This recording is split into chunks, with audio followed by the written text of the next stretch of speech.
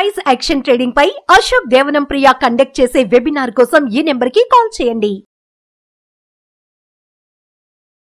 నమస్తే, welcome to Suman TV. నేను విష్ణు. ప్రస్తుతంతో పాటు ప్రముఖ స్టాక్ మార్కెట్ అనలిస్ట్ వెంకట్ మేక గారు ఉన్నారు. వారితో మాట్లాడదాం. సార్ నమస్తే. సార్ వెంకట్ గారు. నమస్తే అండి. సార్ వెంకట్ గారు, ఆప్షన్స్ విషయానికి వస్తే, ఆప్షన్స్ స్ట్రాటజీస్లో ప్రముఖంగా మాట్లాడుకునేది ఆప్షన్ సెల్లింగు, ఆప్షన్ బయింగు. బట్ ఈ మధ్య చాలామంది ఎక్కువగా కూడా ఆప్షన్ సెల్లింగ్ స్ట్రాటజీ గురించి ఎక్కువ మాట్లాడుతున్నారు. అయితే డబ్బులు సేఫ్ జోన్లో సంపాదించుకోవడానికి, సేఫ్గా సంపాదించుకోవడానికి ఆప్షన్ సెల్లింగ్ మంచిదంటారా, లేదంటే ఆప్షన్ బయింగ్ స్ట్రాటజీ మంచిదంటారా? అసలు అంటే మీరు అడిగిన క్వశ్చన్ మంచి క్వశ్చన్ అండి. రెండు కూడా మంచి, ఆప్షన్ సెల్లింగ్ మంచిదే, అలాగే ఆప్షన్ బయింగ్ మంచిదే. అయితే ఆప్షన్ బయింగ్ కన్నా కూడా సెల్లింగ్లో కొద్దిగా సేఫ్గా డబ్బులు రావడానికి ఆస్కారం ఎక్కువ ఉందండి సెల్లింగ్లో. ఓకే. ఎందువల్లంటే ఆప్షన్ బయింగ్లో మనకి టైం వాల్యూ అనేది మెయిన్ ఎనిమి. సో మనం బై చేసిన తర్వాత మార్కెట్ మూమెంట్ కనుక లేకపోతే మనం బై చేసిన ఆప్షన్ అనేది తొందరగా తగ్గిపోతూ ఉంటుంది. సో అందువల్ల బై చేసే వాళ్ళలో తక్కువ మందే ప్రాఫిట్లో ఉన్నారు ఇప్పట్లో.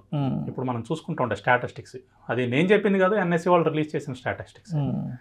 సో సెల్లింగ్ కాన్సెప్ట్లో ఏంటి అంటే టైం వాల్యూ ఏదైతే ఆప్షన్ బయింగ్ వాళ్ళకి ఎనిమి ఉందో వీళ్ళకి ఇది ఫ్రెండ్లీ అనమాట. బెస్ట్ ఫ్రెండ్ ఆప్షన్ సెల్లర్కి టైం వాల్యూ అనేది బెస్ట్ ఫ్రెండ్. అందువల్ల ఆప్షన్ సెల్లింగ్లో మనం డబ్బులు సంపాదించుకోవటం అనేది ఆప్షన్ బయింగ్ కన్నా కూడా ఈజీగానే ఉంటుంది అనమాట. సో అది ఎలా చేయొచ్చు ఏంటి అనేది ఒక చిన్న ఎగ్జాంపుల్ ద్వారా, ఒక చిన్న స్ట్రాటజీ ద్వారా మీకు ఎక్స్ప్లెయిన్ చేస్తాను. మన ప్రేక్షకులకు కూడా అది బాగా ఉపయోగపడుతుంది. సింపుల్ కాన్సెప్ట్ అండి, దీనికి పెద్ద టెక్నికల్ నాలెడ్జ్ ఏం అవసరం లేకుండా సింపుల్గా చేసుకునేది ఒకటి చెప్తానండి. మనకి ఎన్ఎస్సి ఇండియా వెబ్సైట్లోకి వెళ్ళిన తర్వాత దీంట్లో డైలీ మార్కెట్ రిపోర్ట్స్ అని ఉంటాయండి. రీసోర్సెస్ అనే ఒక సెక్షన్ ఉంటుంది. రీసోర్సెస్ అనే సెక్షన్లోకి వెళ్ళిన తర్వాత డైలీ మార్కెట్ రిపోర్ట్స్ అని ఉంటుంది. ఇప్పుడు నేను మీకు స్క్రీన్ కూడా షేర్ చేస్తున్నాను, ఆ స్క్రీన్లో చూడండి. దానిలోకి వెళ్ళిన తర్వాత డైలీ మార్కెట్ రిపోర్ట్స్లో మీరు క్లిక్ చేసిన తర్వాత డెరివేటివ్ సెగ్మెంట్ సెలెక్ట్ చేసుకోవాలి. ఇప్పుడు నేను ఇక్కడ యారో మార్క్ పెట్టాను, అక్కడ డెరివేటివ్ సెగ్మెంట్ సెలెక్ట్ చేసుకున్న తర్వాత కింద కంబైన్డ్ ఓపెన్ ఇంట్రెస్ట్ అని ఉంటుంది. సో ఆ కంబైన్డ్ ఓపెన్ ఇంట్రెస్ట్ అనే ఫైల్ని మీరు డౌన్లోడ్ చేసుకోండి. డౌన్లోడ్ చేసుకుని మీరు ఆ కంబైన్డ్ ఓపెన్ ఇంట్రెస్ట్ ఫైల్ని కనుక మీరు చూసుకుంటే, అంటే అనాలిసిస్ కనుక చేస్తే దాంట్లో ఏముంటుంది అంటే ఫ్యూచర్ అండ్ ఆప్షన్స్ సెగ్మెంట్లో ఉన్న స్టాక్స్ అన్నీ కూడా లైన్గా లిస్ట్ అవి ఉంటాయి.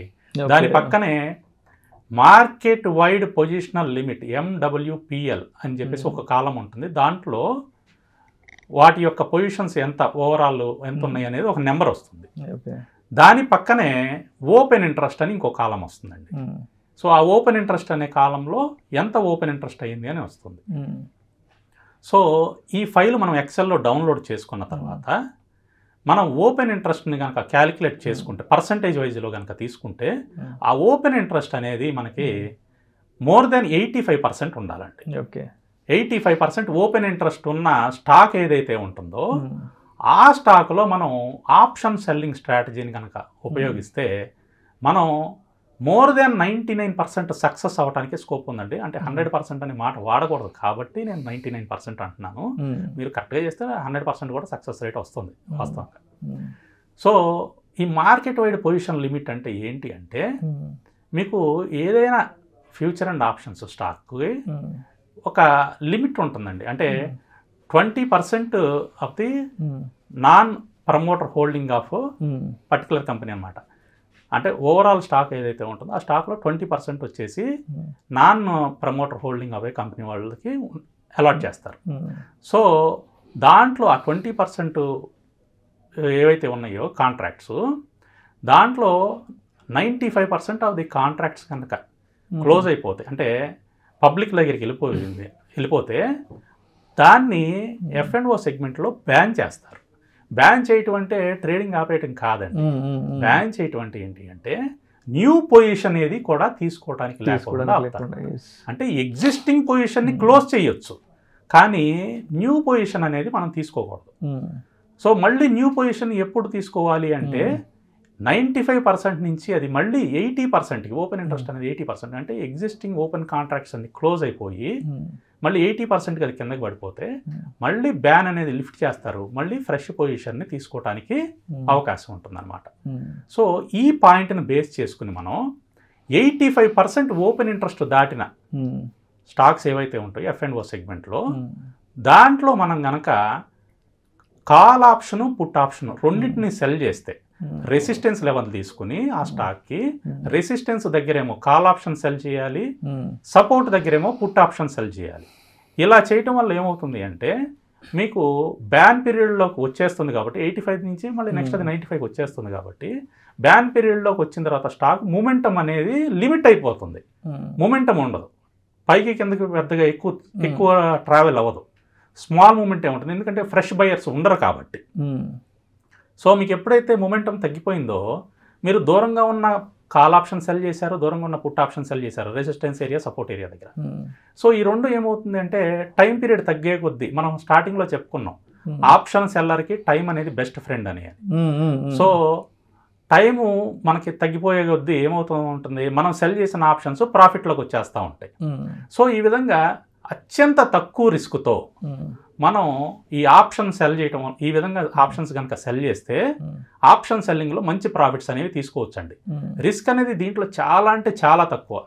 రీజన్ ఏంటి అంటే స్టాక్ బ్యాన్ పీరియడ్లోకి వెళ్ళిపోతుంది లేదా వెళ్ళిపోయింది మనం తీసుకున్న తర్వాత, సో మూమెంటం అనేది ఆగిపోయింది. స్టాక్ మూమెంటం లేనప్పుడు మనం తీసుకున్న ఆప్షన్స్ కూడా మూమెంటం ఉండవు, టైం వాల్యూ ఏమో ఆటోమేటిక్గా దాంట్లో వచ్చి ప్రతిరోజు తగ్గించేస్తూ ఉంటారు యాజ్ పర్ రూల్.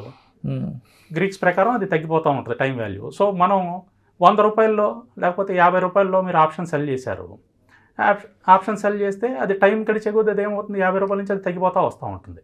50 రూపాయలు అంటే నేను అనేది కాలు పుట్టు రెండు కలిపండి, 50 రూపాయలు ఆప్షన్ ఉంటుంది, మళ్ళీ కొంతమంది డౌట్ వస్తూ ఉంటుంది. సో ఉంటాయి ఆప్షన్స్ రెండు కలిపితే 50 రూపాయలు ఉంటాయి. సో అవి తగ్గిపోతూ ఉంటాయి. మీరు 50 రూపాయల్లో సెల్ చేసి అది 30 రూపాయల్లో క్లోజ్ చేశారనుకోండి, 20 రూపాయలు ప్రాఫిటే కదా.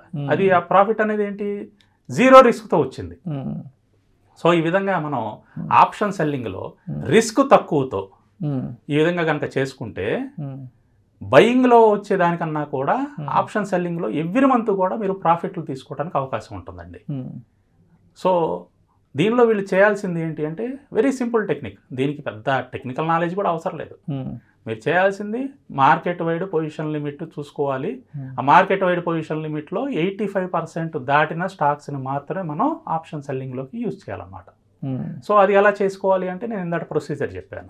సో ఆ ప్రొసీజర్ ప్రకారం చేసుకుంటూ వచ్చేస్తుందండి. So this is one of the simplest వే అండి మనం ఆప్షన్ సెల్లింగ్ చేసుకోవడానికి. పెద్ద టెక్నికల్ నాలెడ్జ్ లేకుండా అందరికీ ఉపయోగపడేది అన్నమాట. సో ఇది ఇప్పుడు ఆప్షన్స్లో రిస్క్ ఫ్యాక్టర్ ఎక్కువ ఉంటుంది. అయితే లాస్ట్ ఒక 3-4 ఇయర్స్ మార్కెట్ ర్యాలీ తర్వాత ఎవరైతే కొత్తగా మార్కెట్లోకి వచ్చారో ఇటువంటి వాళ్ళు ఈ సెగ్మెంట్ వైపు కాన్సన్ట్రేట్ చేయాలి అంటే తప్పనిసరిగా ఎంత నాలెడ్జ్తో దిగాలి అంటారు అసలు? వాస్తవంగా మీరు ఆప్షన్ బయింగ్కి అయితే నాలెడ్జ్ ఎక్కువ అవసరం అవుతుందండి. ఆప్షన్ బయింగ్కి నాలెడ్జ్ ఖచ్చితంగా ఎక్కువ కావాలి, ఎందుకంటే దానికి మొమెంటం కావాలి. ఆప్షన్ బై చేస్తే మొమెంటం ఉంటేనే మనకు ఆప్షన్ బయింగ్లో ప్రాఫిట్ వస్తుంది. ఆప్షన్ సెల్లింగ్లో ఏంటి అంటే మీకు మొమెంటం లేని వాటినే మనం ఇక్కడ చూసుకుంటున్నాం. సో కొత్తగా మార్కెట్లోకి వచ్చిన వాళ్ళు ఏంటంటే ఇప్పుడు ఇలాంటి చిన్న చిన్న సింపుల్ టెక్నిక్స్తో ముందు స్టార్ట్ చేసుకుంటే వాళ్ళకి కొద్దిగా అవగాహన అనేది వస్తుందన్నమాట. అంటే ఆప్షన్ బయింగ్లో ఎలా ఉంటుంది, సెల్లింగ్లో ఎలా ఉంటుంది అనేది నిదానంగా అవగాహన వస్తూ ఉంటుంది చేస్తూ ఉంటే.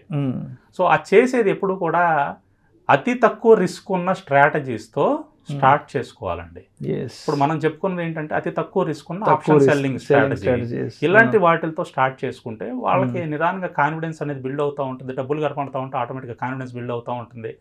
సో నిదానంగా వాళ్ళకి దాని మీద గ్రిప్ వస్తుంది. అప్పుడు నెక్స్ట్ స్టెప్ ఏంటి అనేది ఇంకా వాళ్ళ సైకాలజీని బట్టి ముందుకు వెళ్ళవచ్చు. సో అంటే మొత్తానికి ఆప్షన్స్ పరంగా చూస్తే కొంత సేఫ్ జోన్లో డబ్బులు సంపాదించుకోవాలి అంటే ఆప్షన్ సెల్లింగ్ అనేది చాలా బెటర్ అంటారు. First preference option selling. So అంటే బయింగ్ విషయానికి వస్తే చాలా నాలెడ్జ్ కూడా అవసరం కాబట్టి సో ఇక్కడ సెల్లింగ్ విషయానికి వస్తే కొంత సింపుల్ స్ట్రాటజీస్తో ముందుకెళ్ళొచ్చు అంటారు. అవునండి. Thank you so much Venkat Megha గారు. ఆప్షన్ సెల్లింగ్ స్ట్రాటజీ ద్వారా మార్కెట్లో మనం సేఫ్గా ఏ విధంగా డబ్బులు సంపాదించుకోవచ్చు అంశం గురించి చాలా చక్కగా మీ విశ్లేషణ ద్వారా ప్రేక్షకులు తెలియజేశారు. Thank you so much sir. Thank you sir. Suman టీవీలో మీ పర్సనల్ అండ్ బిజినెస్ ప్రమోషన్స్ కోసం కింది నెంబర్కి కాంటాక్ట్ చేయండి.